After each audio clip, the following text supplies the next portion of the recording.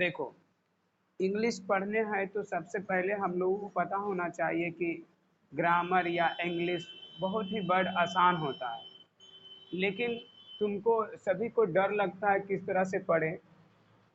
तो सबसे पहले इसको बेसिक से हम जानते हैं। आज इंग्लिश बेसिक से जानते हैं कितना आसान होता है पढ़ना।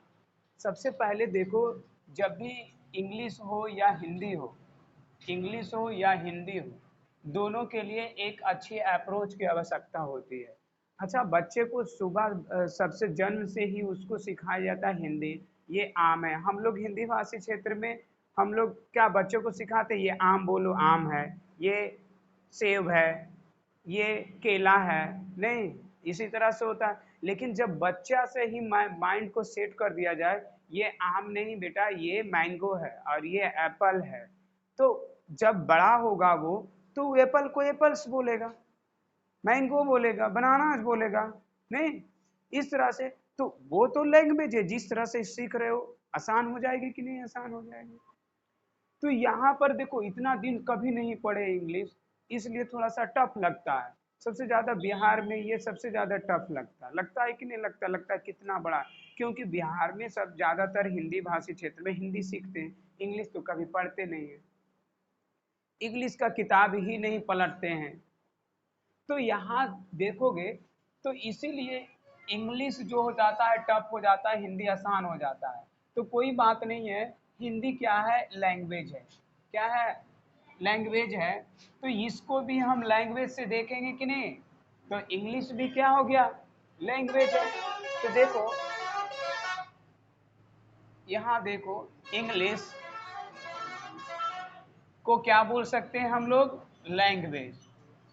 देखो, धीरे धीरे बोलोगे तो समझ में आ जाएगा, लैंग्वेज। और यही लैंग्वेज को हमें पढ़ते हैं, किसी भी लैंग्वेज को पाने के लिए अप्रोच सीखा जाता है। क्या सीखा जाता है, अप्रोच। हम किस तरह से बोलते हैं, किस तरह से बोल सकते हैं। जैसे किसी को मिलना है, जैसे मान लेते हैं तेजस्वी यादव से मिलना है, तो डायरेक्ट कोई भी सीएम से मिलना है तो डायरेक्ट जाकर तो नहीं मिलेगा, एक डायरेक्ट जाकर मिल सकता है, ये तो पूछकर, जो नियम होता है वहां से, सेक्रेटरी से, जो भी रहता है उससे पूछकर अंदर जा सकता है, नियम से, रूल से। एक बिना रूल को फॉलो करता है, एक बिना रूल को फॉलो नहीं करता है।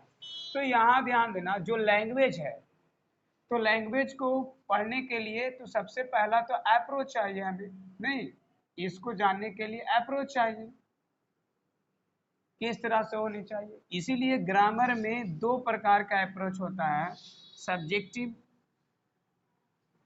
और दूसरा ऑब्जेक्टिव।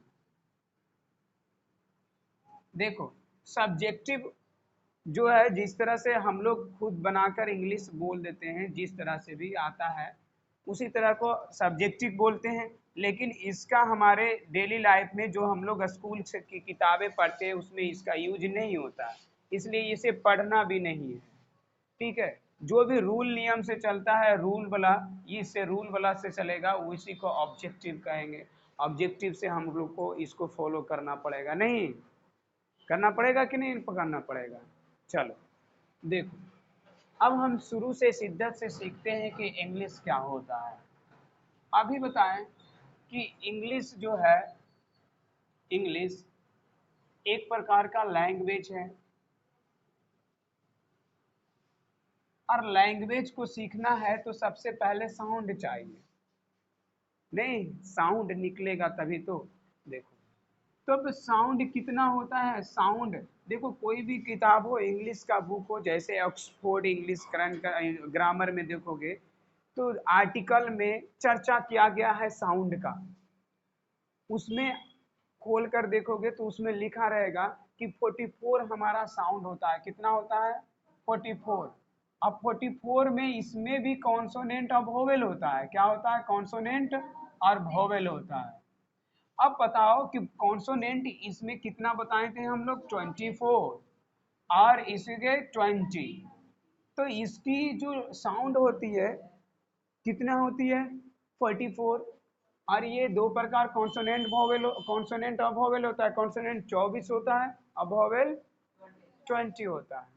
अब देखो, जब साउंड को हम, साउंड उसके बाद साउंड्स के साथ लेटर को जानते हैं हम लोग, नहीं लेटर, तो लेटर कितना होता है 26 ही होता है।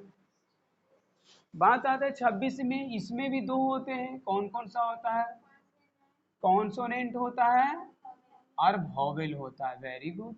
अब देखो कॉन्सोनेंट क्या है, कॉन्सोनेंट कितना है 21 है, 21 है, और वॉवेल 5 है। ज्यादा ये यूज होता है, लिख लोगे ए ई आई ओ यू, आई इसको छोड़कर बाकी जो बच गया वो क्या है, कॉन्सोनेंट है। बात आता है कि सर ये बता दीजिए थोड़ा सा लेटर और अल्फाबेट में अंतर क्या होता है। नहीं, लेटर और अल्फाबेट में अंतर, तो देखो कुछ नहीं है, अभी अल्फाबेट है, देखो ये आता है ना हम लोग को पढ़ने के लिए, जब ABCD सीख रहे होते हैं तो अल्फाबेट लिख के लाया, अल्फाबेट लिख के लाना है। कभी बोले कि लेटर लिख के लाओ, नहीं ना बोले। तो अल्फाबेट की जरूरत होती है, यानी कि अल्फाबेट उसे कहेंगे जब लेटर को क्रमबद्ध तरीके से लिख दिया जाए, ए से लेकर जेड तक, ए से लेकर जेड तक, यानी कि इसको ए बी सी डी इसी प्रकार से जेड तक लिखा जाए, तब उसे कहेंगे अल्फाबेट है। पूरे पूरे को सीरीज कॉम्बिनेशन ऑफ लेटर एकदम क्रमबद्ध तरीके से लिखा गया, ए से लेकर जेड तक अल्फाबेट होता है। लेकिन इसी से कोई शब्द कोई भी निकाल कर यहाँ रिप्रेजेंट करते हैं, बी और सी क्या है जी, लेटर है, लेकिन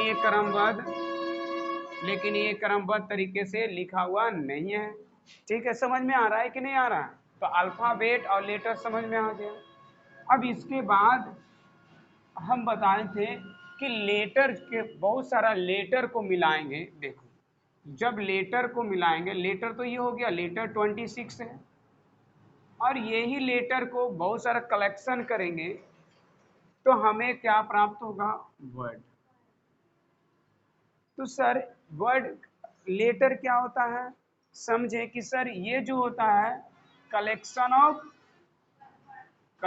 ऑफ लेटर होता है, नहीं लेटर।